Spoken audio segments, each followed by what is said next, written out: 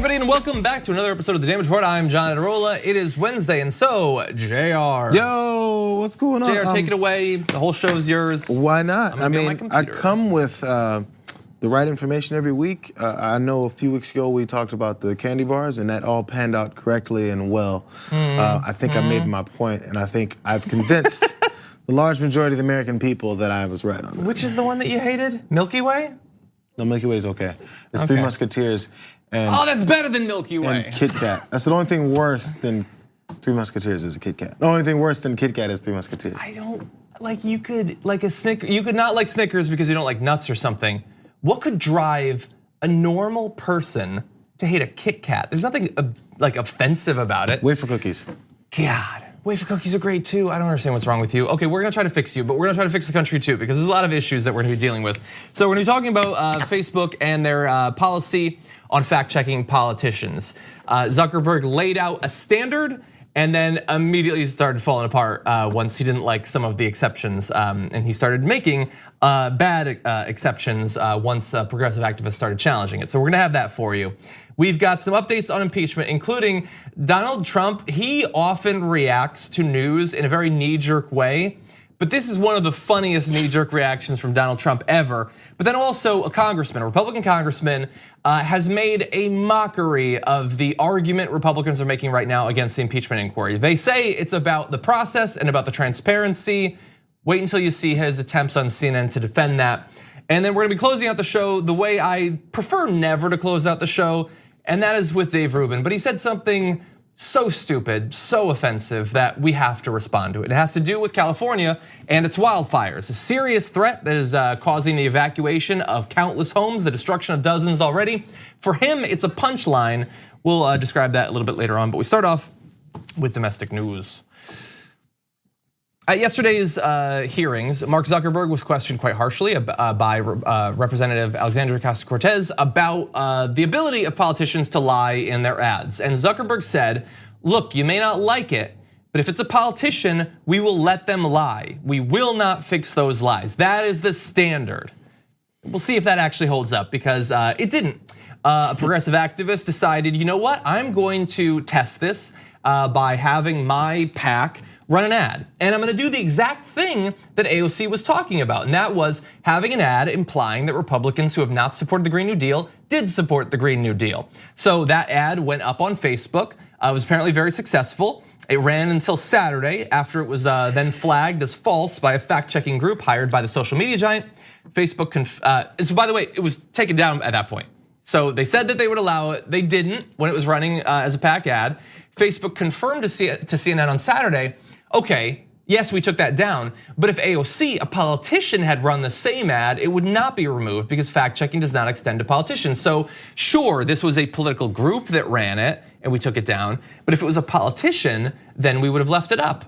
But would you actually? So Adriel Hampton is a political activist who has been testing this and so made that initial ad, and here on CNN talking about the effort.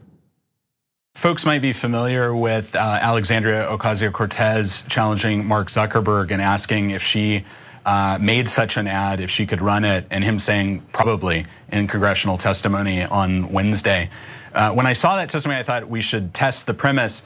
I didn't know Facebook's rules on fake ads quite as well as I do today when we first put it up on Thursday. I usually don't run fake ads, but this was an interesting opportunity to test that premise that it's okay for politicians to lie. The ad was taken down by Facebook after about 24 hours, but in that time it went quite viral. And it was clear right from the submission to Facebook that it was not a truthful ad because clearly, as you said, Senator Graham has not endorsed the Green New Deal. Sure. Okay, so describing the initial process, they put up the ad, it gets taken down. So the response is from Facebook, but you're not a politician. And we said politicians get to lie. So what if he was a politician? He decided to register to run for California's governor. So now he's a politician and reruns it as a politician. Turns out they don't like that either though, watch. So it gets polled And then you decide you're going to run for governor because it's okay for politicians, but it's not okay for PACs. Yeah, we tried it again with a politician, but and it was taken down again. And they said that was because it was a politician can't advertise something that's already been debunked. So it would have to be an original lie. And so we also were told by fact checkers who work with Facebook that a politician who's not actively running for office or in elected office might also be disqualified from this exception. My concern is that Donald Trump, who plans $1 billion campaign led by a campaign manager who is a Facebook expert who purports to run millions of Facebook ads, can use this exemption to manipulate the election very easily. So look, what Zuckerberg said to AOC now looks even more laughable than it did. He wanted to say, hey, it's not up to us to fact check politicians. They get to do what they want to do. Except if they're saying something that I don't like. And if they're making me look bad, then we're gonna take it out. Or if it's already been debunked. But again, you just said it wasn't up to you to determine truth from fact. So what does it matter if it had been prior debunked? Or, because after all, it could be being debunked right now by a non-politician, that wouldn't apply. So why does it matter if it was debunked in the past? And then even if that doesn't protect them, because obviously the next thing to do would be to run a new lie as the candidate for governor. But they're trying to get out in front of that by saying, oh no, but you have to be an actively running politician. He says, no, I'm actually running. In fact, now I'm really excited about this issue. This is what I'm gonna run on, but they're not gonna let him do it. This is how they're going to choose winners and losers when it comes to lying. We think this politician's serious, we think this politician not so much, so they don't get to lie. Only the ones we like get to lie. This is when exposing a bad approach to things actually works out. Whenever you try to convince someone politically of your argument and you try and tell them all the facts and this and that, but it doesn't work. No one's ever gonna go for that, which they have to make them convince themselves, which is a much harder endeavor to take on. You have to make them make a point, then make them make their counterpoint to their own first point, and then they're gonna have a problem because they're arguing with themselves now.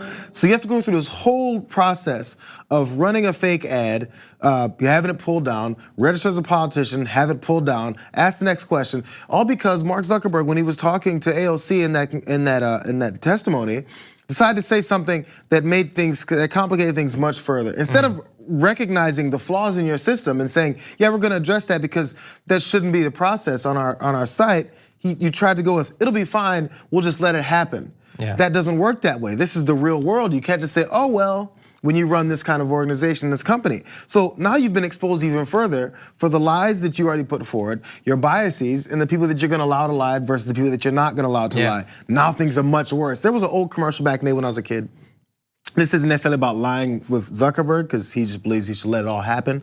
When they say if you tell one lie, it leads to another. It was an old 80s PSA show, commercial.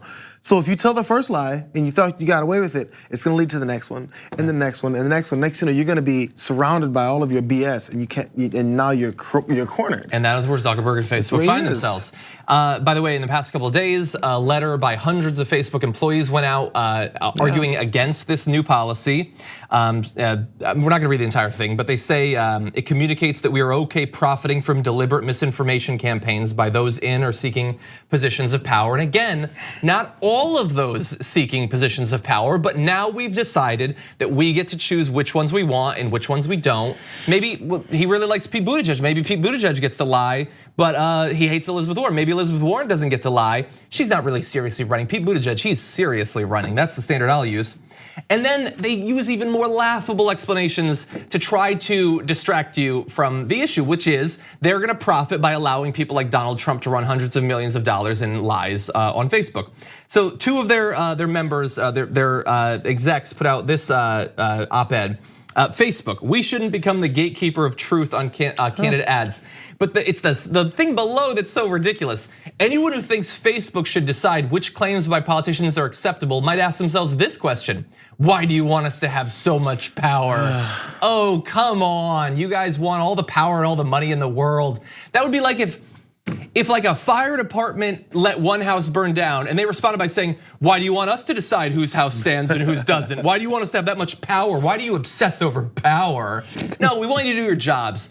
And all of this is a lie. It's not about whether it's been prior debunked or whether they're actively running or anything. What it's about is they are terrified of standing against Donald Trump. Donald Trump is gonna lie, and they don't want to be a social media outlet that says he's lying, we won't let him do it anymore. They don't have the courage to say that one obvious thing, and so they're twisting themselves into knots, trying to come up with a strategy that seems comprehensible, and they haven't gotten there. Let's keep it real. And also, many users on that site, they feed off of this type of stuff. Facebook is where you go where you want to get a lot of misinformation, or then a bunch of people fighting over politics and 98% of them have no idea what they're talking about. They can't lose that block by having any kind of policing of false advertisements, especially from the kinds of candidates that do it mostly, which appeal to many of the users on Facebook, and those users will then revolt. Yeah. They're worried about all of that. Ugh. Just a disgusting, oh God, Facebook's terrible. It's just the worst. There was never a good reason to be on it, but now I honestly, I don't know why I'm on it. But anyway, unfortunately a lot of people are. You can keep up with your high school friends that you discovered are racist. Yay. Okay, we're gonna take a short break. We come back, lots more to get to.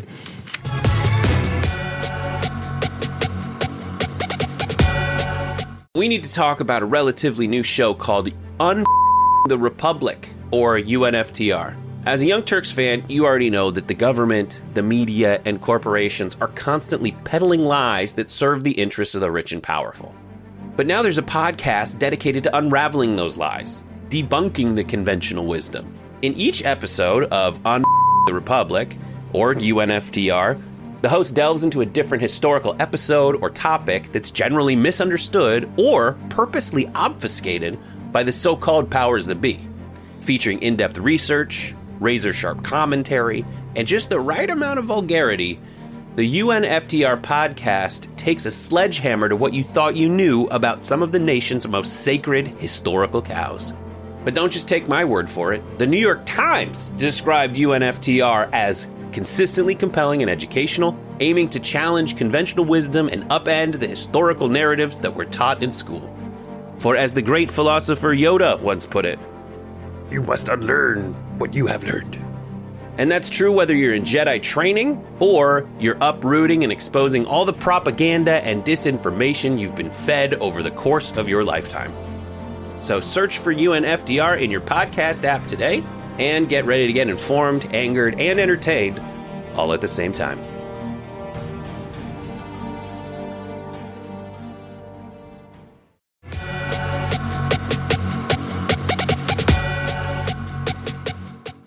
We already have ranked choice voting in a couple of narrow areas of the United States and potentially could come to others in the near future. Joining us now to talk about the system and the possibility that it could be expanded to New York. We're joined now by New York State Assembly member Ron Kim. Welcome to the Damage Report. No, thank you for having me, John. I'm glad to be on. Glad to have you here. So look, you've written a lot. We're gonna talk about multiple issues, but you've written a lot about ranked choice voting, and I want to talk to you about what the system could bring, some of the benefits to it. But there is the possibility that coming up very soon in New York, it could be expanded there. Do you think that that's likely? Yeah, I think that people are excited. I think that most of the progressive elected officials and so many of our Democratic colleagues are for this measure. We've had such a great momentum over the last couple of months, making the case for ranked choice voting, and people no longer want to be associated with the negative campaigning and all the toxic behaviors around some of the current campaign system that is designed to suppress voters, and people want to be engaged. People want to feel like their voice is heard, and that's what the ranked choice voting would offer. And people are looking forward to that. And when New York does it, I know that there are other cities and other states have already done this. But when New York City does it, I think it would set a national precedence and a trend, and all around other cities and municipalities will look at New York and see it as the standard model to copy. I think that it definitely could. When you bring up the negativity, what is it about a ranked choice voting system that you think would lead to less negative campaigning? Yeah, the current system is all designed to get your voters, to pull them out and hire as many consultants to suppress other voters that do not favor you. So in this current ecosystem, the only people that are benefiting are the consultants and all these lobbyists and all these people that make a living off of oppo research and trying to suppress as many voters and negative campaigns as possible. On the ranked choice voting, you can pick up to 5 people. Choose up to 5 candidates. So you can't afford to go negative. You need to build coalitions. You need to drive campaigns based on issues and try to talk to as many voters as possible. And citywide campaigns, which is what this will do in 2021, when the mayoral race, the controller race, the public advocate, these are all citywide, New York citywide races that will participate in this. It will have a huge impact in immigrant communities like mine and marginalized communities that often do not participate or often do not get courted by mayoral candidates because they're too busy trying to go to their strengths. But when they have to get the top 2, top 3 choices, they have to come into every single community that have not been traditionally engaged in some of these elections. And that is why it's healthy for democracy and it's healthy for marginalized minority and immigrant communities like mine. Well, look, as you point out, I think if New York were to take up this system, I think that would draw a lot of interest to it around the country. We could possibly see it spread quite fast, and so it's going to be interesting to see how much involvement there is in this upcoming election, how supportive people are of the system. It's definitely one of the biggest opportunities I think ranked choice voting has had so far in America. And so thank you for describing some of the benefits of it on our audience. We've done a lot of videos about it, but I really want to flesh out, because it's so different than the way things go right now, it's important that people understand how it might actually work. But also, I want to talk about another issue that you write about quite often. You endorsed Bernie Sanders in the 2020 race, correct? Yes, I did. I was the first New York elected official to come out and support Bernie back in April. And one of the issues that I think you have a lot of philosophical overlap with Bernie Sanders on is that the current way that work is rewarded in this country seems to reward not the people doing the work, but the people who own the capital, own the corporations and things like that. You talk a lot about wanting to redesign money. When you talk about that, what do you mean?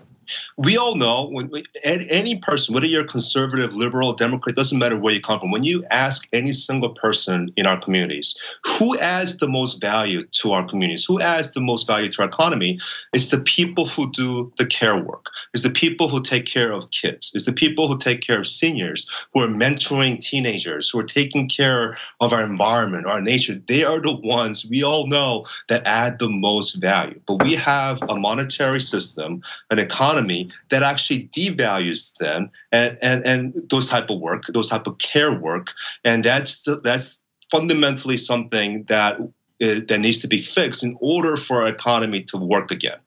So what we're proposing is that we need to restore the original meaning, the original vision of what money was supposed to be, which was always a medium to store and exchange as much value as possible in our economies, not extract value from our communities. And that's what it's become. So but what we're proposing is using some of our state's benefits, our tax returns, and turn them into real exchangeable money designed to capture the unvalued, devalued, undervalued work that goes uncaptured every single day in our communities. And by doing so, we can get more cash flow back into the communities and spark commerce and finally uplift the caring economy that we all know is vital to our futures. So what you're talking about, very interesting, obviously, but it's not something that you necessarily hear much about in normal day-to-day political communication. When you've talked with your constituents about some of these ideas, what has the reception of it been like? Yeah, no, we have so many folks right now that are already struggling and trying to find any kind of access point to get some cash. We have seniors who are unknowingly committing Medicare fraud and Medicaid fraud, trading in their benefits at local pharmacies and for-profit senior centers to get a couple $100 so they can live a dignified life with their peers. We have seniors going on casino buses, selling their vouchers for a few bucks a day so they can pay for their rent every single month. There isn't enough cash going back into our communities. For 20 years, wages have been stagnant. So we know that there isn't an increase of wealth in our communities. And as a result, we're just left being pitted against each other, fighting for scraps, chump change every single day. And that's why we're seeing so much more ugliness and violence every single day in our communities. And at the core, we need more cash flow. We need more economic activities that captures the unvalued work in our local economies. Ron Kim of the New York State Assembly, thank you so much for joining us and breaking down these. Thank you so much, Sean. Thank you for your time. Appreciate it. We're gonna take a short break here. When we come back, we're moving into impeachment. Donald Trump with a knee-jerk reaction to a defense of him. We'll break it down after this.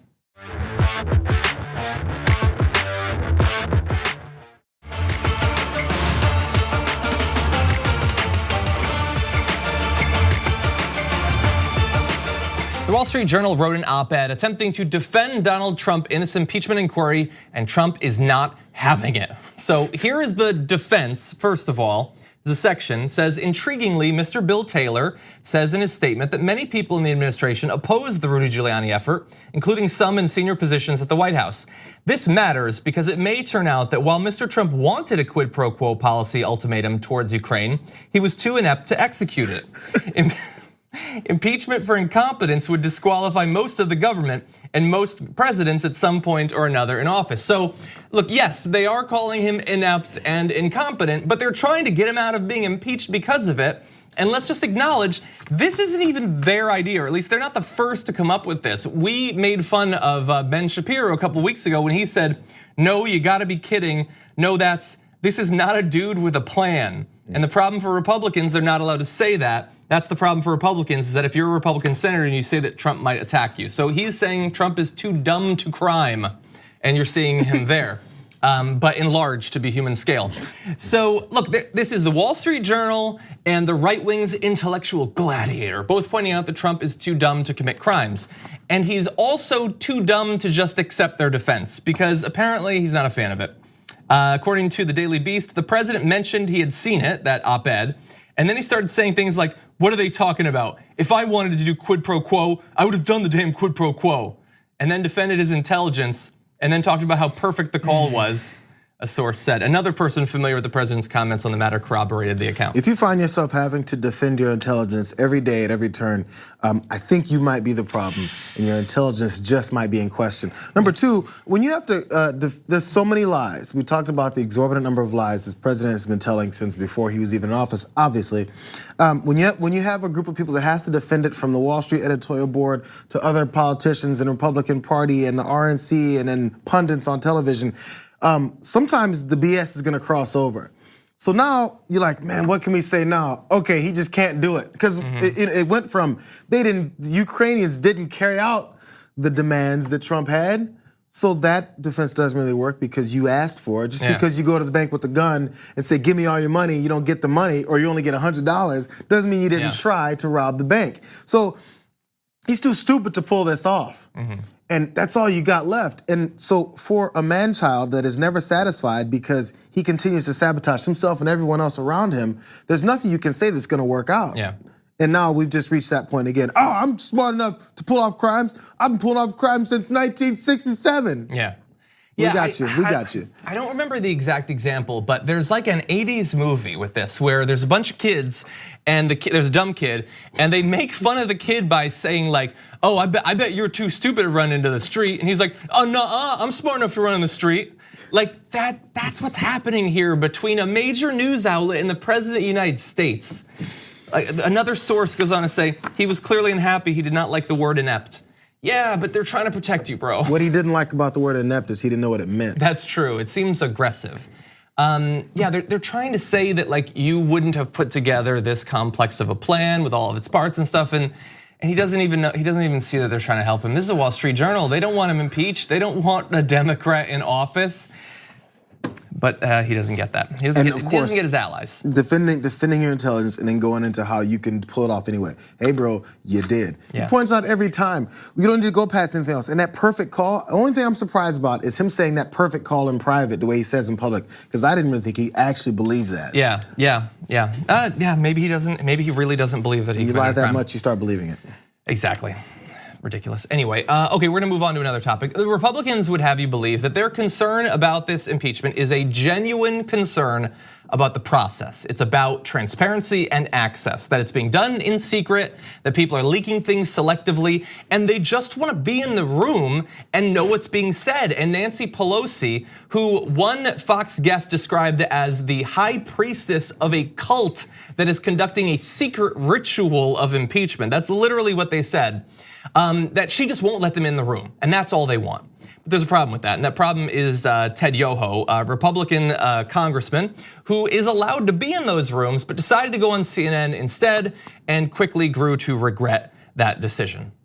Then why is it legitimate for you to slam an inquiry and slam testimony when you have the opportunity to be in the room for all of it? You are not taking that opportunity. I understand you have other important responsibilities, but respectfully, Congressman, as glad as I am that you're on this show, you don't need to be on this show. You could be in there. Like I said, I've got my questions written down for him. Deposing Lieutenant Colonel Vindman. Who is asking them? I ask who's asking them because your staff told us 30 minutes ago they didn't even know about the testimony. No, they know about the testimony. I mean, we've talked about it all week long. Well, then why did they tell Poppy Harlow that they didn't know about it? And she is, look, I don't have any kids, but I was a kid once, and that's how like a very patient, understanding mom talks to a kind of dumb kid. Like trying to like I'm glad that you're here, it's great, you're the best. But you could be in that room right now. And you said that you wrote down questions, but who's asking them? Because you're not in there. You're talking to me right now. You can't do both at once. It's gotten to a point where you can't, again, I guess going with the kid analogy, you don't wanna be too aggressive. You don't wanna be like, hey, you know how dumb this is? She was trying to be nice. Yeah, you have to go, okay, so let me give you the scenarios. Let me give you A and B, what you could be doing versus what you are doing. And do you understand that this doesn't match up with the talking points that you were given by your party, and now they're making you look stupid on TV? Yeah. How is it they haven't planned this out yet? They've been complaining about how President Trump needs to get a better person to coordinate his impeachment defense because he's screwing up, which is, of course, his response was, I don't need any defense, I'm the defense. We've already figured that out. Please stick with that. It's working out well. So now when they've coordinated some kind of defense, which is, let's not talk about the substance, instead let's talk about the process and make up what the process is, you know people are gonna be watching what you do. They're gonna see that you say, hey, we can't get in the hearings, and if you make this big spectacle as they did last week, let's go into the hearings.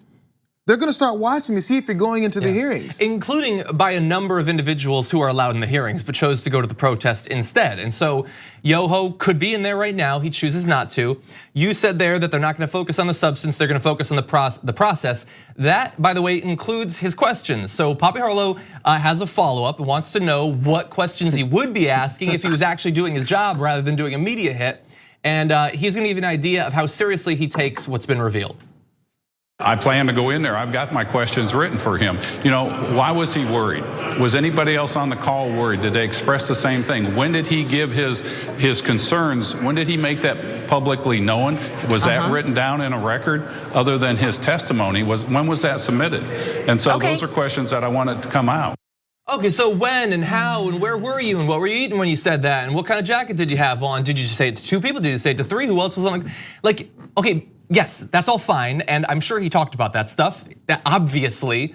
But the content of whether the president was pushing a foreign country to investigate his domestic rivals so that they could get needed military aid, that seems more important to me. It seems a little bit more relevant. But again, it's all process. It's, did you follow the way that you're supposed to? Did you submit it in triplicate? Did you fill out your TPS report? Like that's what all of his questions effectively are. That's what and again, I've said it before, and I'm the only person who said it. This president is exposing the Republican Party for the frauds, their susceptibility to a strong man, a dictator, than anyone else could have done. All the times that people said in the past, how exclusionary this party is, how they kowtow to the rich, they giveaways and all this stuff, and they actually demean everyone else. They had a way of kind of covering and hiding it. he's exposing it all. Or just where they talk about patriotism and we don't want this when Obama was in office and he's in there trying to take over the country and the world and tell us what to do. It's all right in front of us that the person who's doing it and that you're the one who's supporting it, it's right in front of us, and that your policies are based in nothing. Yeah. So their love for the country is only based in their love for the party. Yeah. If you actually cared about the stuff, you'd be in there trying to fix it right now. Exactly, and so he's not in the room, and he's not interested in going to these things. He hasn't been going to them. They also say, though, what we don't like is we don't know what's being said. Now, true, you could be there and then you'd know, but that it's important that we have an idea of what is said and not just rely on selective leaks. And so while it might have seemed like he was sort of falling apart in not going, this next section is worse for him. So Poppy Harlow, I show this, by the way, not to show her sort of systematically dismantling his defense of the president, but because if you're a conservative or a Republican or whatever, and you have bought some of their argument, you need to watch this and understand that they don't care enough about this defense that they're lodging for the president to even read a little bit of text. So he hasn't been in the room. Has he actually read the testimony that he says everyone desperately needs to read? Let's find out. So you are going to this deposition after you're off the air with us, is that right? As soon as I'm off the air, yes, ma'am. Okay, and this will be the first one that you attend in the inquiry. It'll be the first one, but we've been very engaged in what's going on in this whole vote that Ms. Pelosi's bringing up. And I'm glad she's bringing it up. But it's not an official impeachment inquiry. It's a vote to okay the process that they're going through and the transparency. All members of the committees, so you're one of them, are allowed to read the transcripts of these depositions as they've been happening. Right. Have you done that? We've read the summary of Volker's, and there was one other one we did. The summary, or you've gone actually to read the full just transcript? the summary of them, the summaries of them. And Why? going back to, I get again, you're an important member of an important committee, and this is an important inquiry, and I'm just confused as to why it seems like you don't think it's been worth the time until today to go or to read them. So he's been very engaged in it, but he hasn't gone and he read the summaries of one, maybe two of the many depositions that have happened.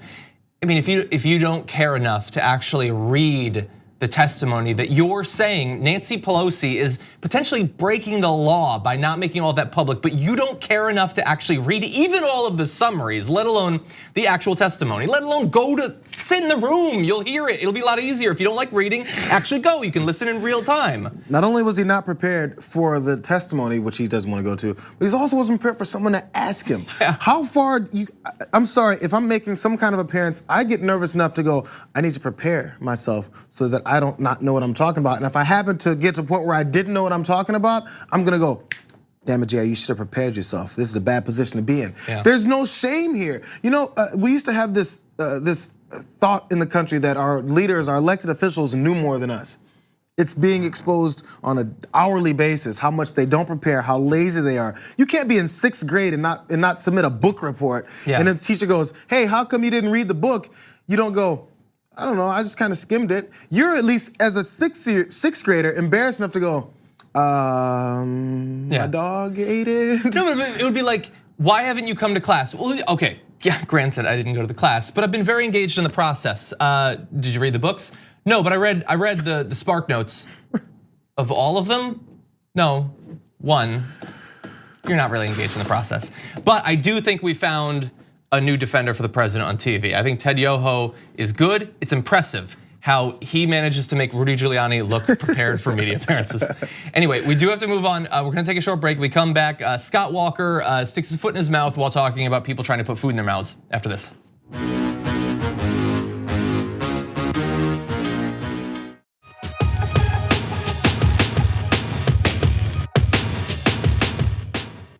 Bernie Sanders recently had a rally and a tour with Rashida Tlaib, a congresswoman who is supporting his candidacy, and Scott Walker, a former failed presidential candidate. He decided to jump in with a gotcha about the socialists, Bernie Sanders and Rashida Tlaib.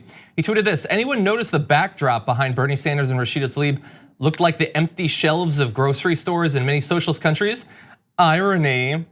There's a little bit of irony, but it's not actually that. So look, he's got the gotcha. He's not the only one. The right-wing blog Gateway Pundit also ran a piece mocking their poor choice of location for a photo opportunity titled "Perfect Two radicals, Bernie Sanders and Rashida Tlaib, stand in front of empty grocery store shelves and push socialism. And even Ted Cruz got in the mix, saying, under socialism and communism, people line up for bread. Under capitalism, there are lines and lines of bread at the grocery for people to choose from. The problem is that they weren't at a grocery store, and even if they were, I don't understand that the grocery store just wouldn't be well stocked. I don't know how that proves their point, but it wasn't at all. And they were so excited to attack these people that, again, just like everything in politics, they were so excited that they had to tweet about it, but not excited enough to actually do any fact checking. The photo was taken at the last stop of a corporate greed tour, which Representative Tlaib takes Detroit visitors on. Sanders and Tlaib's final stop was at a food pantry, where free food, water, and clothes are given to low-income families in Detroit. The pantry is running out of bottled water at the moment due to the fact that a number of families in Detroit have had their water shut off because they can't pay the bills. The shelves are not empty because of socialism or communism. It's because it's a food pantry that's doing its job and passing out the food and bottled water that they have to the many needy families in the area. That takes 10 seconds to find out. Some of them know it. I think Ted Cruz is one of them that probably did. That tweet's still up, by the way, with no correction, even though we've known since yesterday exactly what was going on. You can't take tweets down because then that'll. He could tweet something in response. No, he could say, hey, by the way, I realize this was really stupid. It was boneheaded of me at best. But I'm too scared of looking weak. Yeah, so I'm just gonna be he has weak, enough. He has enough non-thinking supporters that it doesn't matter. He'll leave it up and they go, yeah, that's right. You stay strong with your lie. We like that. So the selection of bread at the food pantry that Ted Cruz is talking about. How about that selection of being able to maybe turn on your faucets and get clean water? Things like that they will continue to say is happening and not happening in this country, but claim that happens in socialist countries only. And then we say capitalism, yeah. So as soon as we say all this, and then we try to ignore the real problems of the country, and this is a perfect example of it. Call these things socialist and cover the fact that they're exposing what capitalism does to so many people in the country. Exactly. Just whitewash one thing and lay all the blame on what you want to lay it on, and you get enough idiot people to follow you. Yeah, there are two basic types of political commentary, whether from politicians or right-wing media, and it's effectively the same thing at this point. There is the, don't actually care about the facts, but I gotcha. And then there's the sort that actually listens and investigates and tries to understand. You've seen the one, now see the other. At that same event that they were so giddy about attacking, there was another media figure. Let's see if you recognize her. I'm here at the Brightmoor Connection Food Pantry in Detroit, Michigan, where Senator Bernie Sanders joined Representative Rashida Tlaib, this is her district, to talk to constituents about water shortages, water getting cut off for residents if they didn't pay 10 cents of their bill, food shortages, just general poverty here, and how there's all this talk about how Detroit is coming back. Well, it's being seen in downtown Detroit, but in these areas, not so much. So that is, of course, Emma Vigeland, who is 100% right. And look, Gateway Pundit could have sent one of their journalists there, but they had no interest in doing that. But Emma went and listened to people in the area, and she learned about what's going on there. And through her work, helped to teach other people who have not been to Detroit and don't necessarily know how it's gentrifying in the downtown area. But obviously, a lot of people don't have basic things like food and water. That's a different way to go. I think a better way to go. It's amazing. So all this capitalism is working, and we talk about the job numbers and all this, and no one asked that second question. These people, these job numbers, and everyone like the rising lack of unemployment, are they still living? Are they surviving? Are their kids making it? Are their kids going to school and the free lunch program screwing them over? Are they compiling a bill there and then the school comes after them? We've talked about all these stories. The problems escalate from there on out, but we don't talk about the rest of that stuff. It's strictly based in that damn socialism, and it's a scary enough word when they push it this many times and this many times. They lie, no matter what the argument is. If you just yell socialism, you're on their side. And so that's the thing. All of their attacks are, look at how scary it would be if there was socialism or communism, whether in reality or our weird version of it that we don't really understand. But the thing is, like, look at what we've got right now, not hypothetically after some change, but the actual system we have. So Reverend Rosalind Bouyer, the executive director of that pantry, says that the shelves are empty because we're doing our job, because people need the food. That shows the inhumanity. America needs to do better. That's the sadness of it. For this community, any community in America, to be without food and water, to constantly have to live with housing insecurity or water insecurity, it's so utterly ridiculous. It's so evil. It is evil in of itself. And that's what we have right now. And so let's talk about Scott Walker really fast. Scott Walker, Ted Cruz. Scott Walker might want to take a look at Wisconsin because apparently food insecurity affects 1 in 5 Wisconsin children. Oh, but that's right. He would actually know about this because back in his 2013 to 2015 state budget, he dropped at least 15,000 out of work Wisconsin residents from the state's food stamps program. So that 20%, it got a little bit higher thanks to him. It's fun to joke about people not being able to find food under socialism, but he's working his ass off to make sure that under capitalism, they don't have access to food. Ted Cruz, he should actually pay more attention to this issue because as bad as Wisconsin has it, Texas actually has it worse than the national average for food insecurity, especially for children. There are literally almost 2 million Texans who are currently experiencing food insecurity, but he doesn't have time to actually propose any sort of fix to that because he's so busy trying to get people on Twitter. All those choices of bread on the shelves, but nobody can buy them. Exactly. Okay, we're gonna take a short break. We come back a little bit more to close out the show.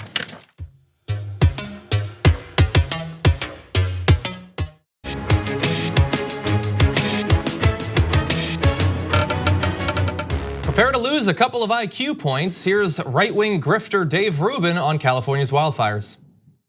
Everything from academia to public utilities to politics, everything that goes woke, that buys into this ridiculous progressive ideology that cares about what contractors are LGBT or how many black firemen we have or white this or Asian that. Everything that goes that road eventually breaks down. It is not how freedom is supposed to operate. What is supposed to happen, Tucker, imagine if your house was on fire. Would you care what the public utility or what the fire company, what contractor they brought in, what gender or sexuality or any of those things he or she was? I mean, it's just absolutely ridiculous. Who would care? Okay, Tucker Carlson's facial expression while guest talk has never been as appropriate. What do you, thank God most of Fox News' audience is asleep while the TV's on. What are you talking about? What are you talking about? The effort to fight the fires has nothing to do with it. Like, we've talked about this a lot. They have identity politics and that's it. They talk nonstop about how the left only talks about identity politics. But even in the context of a natural disaster, they bring on Dave Rubin to attack concerns over inclusivity on race and sexuality and religion? I was looking for the story about how everyone is looking for the firefighters to have a certain makeup of gender and sexuality, all the lists of things. I don't know what he's talking. I did too. I tried to find something. I have no idea what he's talking about. And Tucker didn't either. His eyelids shot open at some point because he didn't know what this moron was babbling about. He eventually gets it together, Tucker does, and says, that's true. None of it's true. None of it's true. And you didn't bring on Dave Rubin to reveal the truth. That's certainly not what happened there. Well, you know how in the old kids movie Frozen, they built that snowman. But what best happens with guys like this is, do you want to build a straw man? If you build your straw man, build it strong and funny, and we can beat down that argument that we created for the straw man to give. Oh, that's good. Do you want to build a straw man? Oh, Brett Ehrlich. Get on, forget what we were talking about, forget the topic. That song has to be made. But anyway, look, I revealed this to you only. Stupid points. Sorry, go ahead. It's half done. There's only a few lyrics in that thing to begin with. No, it's awesome. Yeah, so if you don't watch Tucker Carlson, first of all, good call. You'll maintain your mental health that way. But this is what they do. They bring on idiots, grifters who don't believe anything that they're saying, who get paid by billionaires to spread white supremacy and anti-Semitism and homophobia and Islamophobia and all of that. And they will shove it into every topic. It doesn't matter if it has anything to do with it. Forest fires, fine. Let's make it about diversity. Fox Business constantly talks about this stuff on a business channel. They find ways to turn every topic into this sort of thing. That's what they do. That's what the grift is. The gays are coming to get you. But somehow the gay man that's on there saying that is not coming to get you. Only that one. Exactly. Only those lib gay people are coming to get you. Exactly, and that's what's so sick about it. But the thing is, Dave Rubin doesn't get paid by billionaires to attack trans people. That's the tool, that's what they all do. That's why Ben Shapiro can't go 5 minutes without talking about the trans community and Michael Knowles and all of them. But that's just the distraction. The billionaires pay them to do tax cuts, to try to get rid of the estate tax, all of that. But all of that is happening not on Tucker Carlson's screen, not on the Daily Wire's screens. No, all of that is going on with right-wing politicians in DC, but you can't look at that. And to be distracted from it, they will distract you with all of this BS and they'll tie it into whatever topic they need to keep you from knowing what's really going on. I'm willing to listen to the report that had all this that he's talking about. We'll see. I'm willing to find out who it was. Thank you, Jayar. As always, great to have you on and for that idea, which we're definitely gonna make happen. Thank you everybody for watching. That's all the time we got. A couple more days, lots more news to get to. See you tomorrow morning.